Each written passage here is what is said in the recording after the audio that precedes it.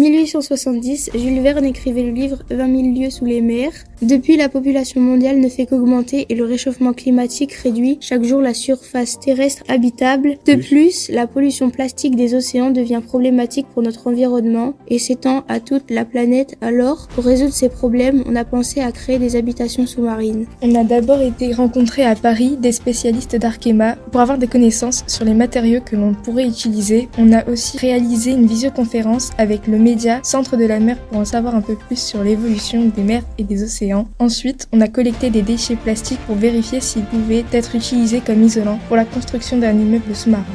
On a effectué des premières mesures de température qu'on a essayé d'analyser, mais rapidement on a compris qu'on avait besoin d'autres informations. Nous sommes donc allés à la centrale nucléaire de Gravelines afin de voir comment on produit de l'électricité à partir de l'uranium ou des énergies renouvelables. On a également découvert comment on transporte cette énergie en France.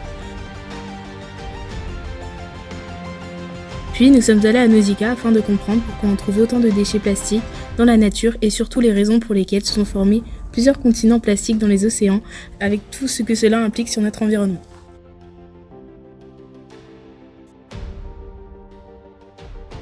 De retour au collège, on a créé une expérience pour vérifier si les déchets plastiques collectés dans la mer pouvaient être un bon isolant.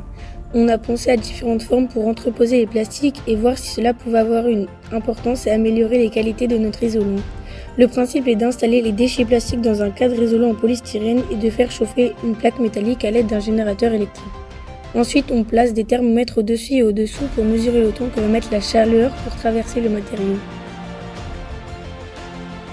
Pendant qu'on cherchait la meilleure solution qui empêcherait mieux la chaleur de passer, on a également vérifié que la variation de la température de la mer sur le littoral était beaucoup moins importante que sur la Terre.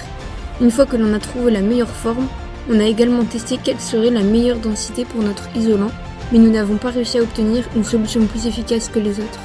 Alors encore une fois, nous sommes partis du collège pour aller à la faculté des sciences appliquées de Béthune. Là-bas, nous avons rencontré un chercheur qui nous a expliqué ce qu'était la conductivité thermique et qui nous a aidés à tester notre matériau. Il nous a confirmé que notre idée d'isoler les habitations sous-marines avec les déchets plastiques était une bonne idée.